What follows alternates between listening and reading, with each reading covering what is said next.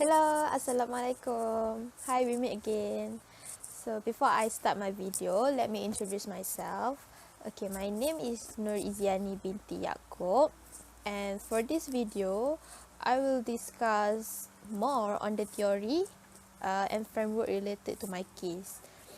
So as I mentioned in my previous video, I was assigned with case 2, which is African Bank Investment Limited, or in short form, it is ABIL, ABIL.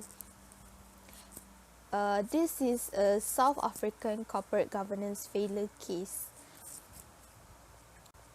So based on the case, there are two theories that we can relate onto the case. So the first one is related to corporate governance. When we talk about corporate governance, we are very familiar with agency theory, stewardship theory, stakeholder theory, resource dependency theory, transaction cost theory, and political theory. However, on this case, we will focus on stewardship theory. So, stewardship theory refers to steward action to protect and maximize shareholders' wealth through firm performance. For your information, stewards are company executives and managers working for shareholders' benefit by protecting and also making profit. Stewards are satisfied and motivated when organizational success is attained. This means that this theory emphasizes how the executives and manager act autonomously so that the shareholders' return are maximized. So in this case, Matthew and other executives at BG Wealth, they held emergency meeting when ABIL made sudden announcement of their current CEO resignation. This resignation of Kirkenes, the CEO of ABIL, certainly will give impact toward BG Wealth investment, since the asset manager owned about 12.87% of ABIL shares, and this had exposure to the company across most of their unit trust fund, and their client could lose a lot of money. They need at least 8.5 billion rupiah additional capital to cope with the impact of the resignation. The meeting was mainly held to evaluate the impact of their investment and come up with desirable decisions toward their investment in ABIL. So BG Wealth need to protect their shareholders' welfare and ensure that their profits are not affected by this situation. Apart from BG Wealth, ABIL also seems to set aside the stewardship theory in their practice. Referring to the case, ABIL seems to have reckless lending where they provide loans without performing affordability tests, and have aggressive credit impairment policies where they allow their clients to miss more repayment before the loan is classified as non-performing. This can impact their performance since they neglect their responsibility towards shareholders in maintaining their profit. Not only that, ABIL management also had not acted responsibly, which they had not been proactive to increase the provisions and tightening their credit granting criteria as requested by their shareholders. Okay, another theory that we can extract from the case is ESG factor. So you guys know what is ESG factor?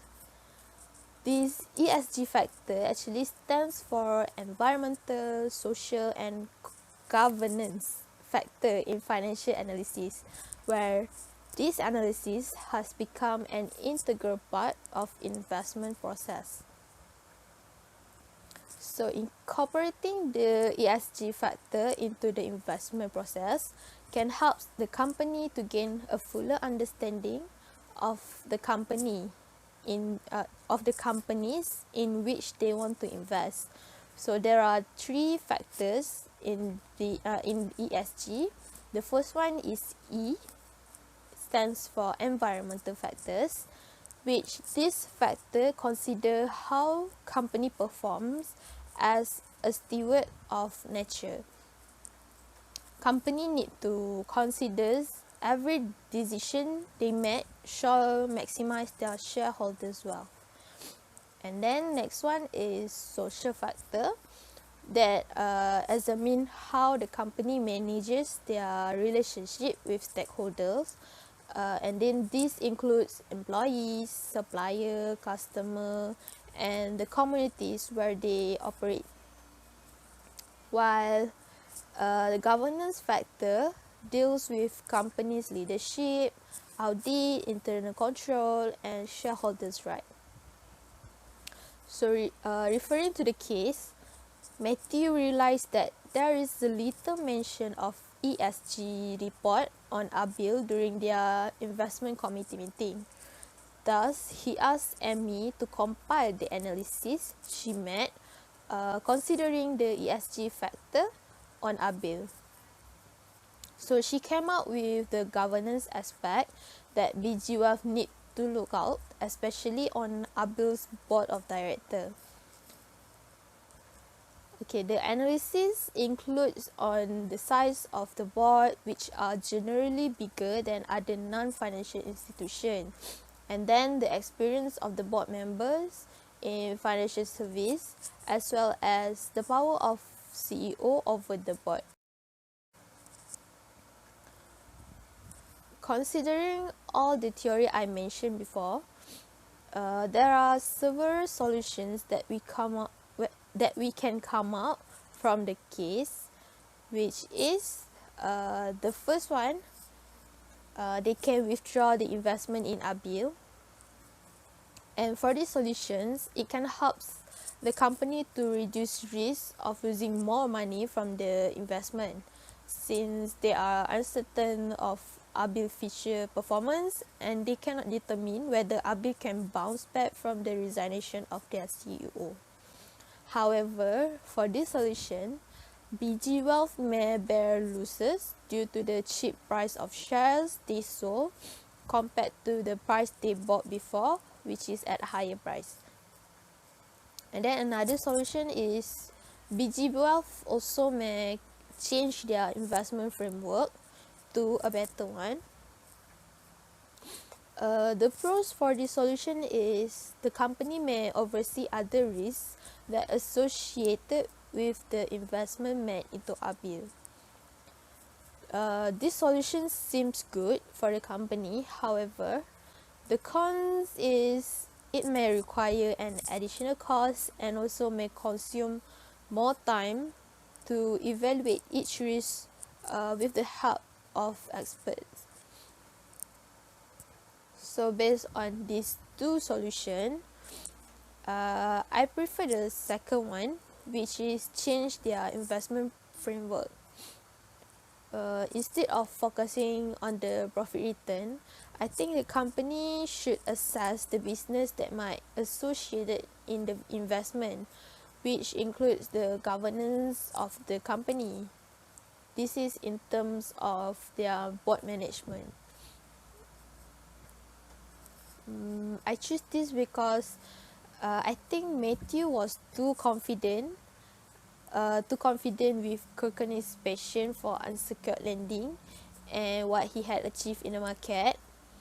And I think that because of Matthew considers that Kirkney as one of the sharpest mind person he had ever met in the banking industry, and because of this, his view of Kirkney has led to this current crisis where Kirkney suddenly resigned from his post as the CEO. And to implement this solution, I think they should create a special unit team that can evaluate the risk and corporate governance of the company that was in the list of buy of the company. Yeah, I think that's all from me. I hope you guys can understand on what I have explained on the theory related to the case and what I suggest for the company to take. So therefore, to test your understanding on the case, I have prepared an activity for you to attempt on my Padlet. So please spare your time answering those questions. I really appreciate your effort. Thank you so much. Have a nice day. Stay at home, stay safe, and stay healthy. Wishing you all the best. Bye.